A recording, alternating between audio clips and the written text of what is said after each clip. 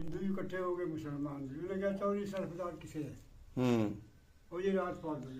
मैं नहीं मानता। 4 बजे मेरे को आया। अच्छा।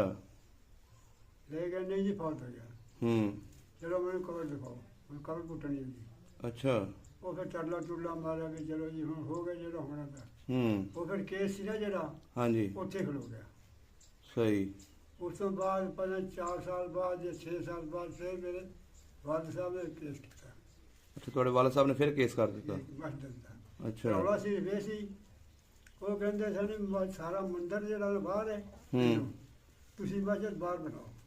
ਅੱਛਾ ਮੰਦਿਰ ਬਾਹਰ ਸੀ ਪਿੰਡ ਤੋਂ? ਪਿੰਡ ਤੋਂ ਬਾਹਰ ਸੀ ਨਾ ਮੇਰਾ ਮੰਦਿਰ। ਅੱਛਾ। ਤੁਸੀਂ ਵੀ ਬਣਾਓ। ਸਾਡੇ ਕਹਿੰਦੇ ਸੀ ਸਾਡੀ ਮਸਜਿਦ ਬਾਹਰ ਨਹੀਂ ਵਾਰਾ ਖਾਂਦੀ।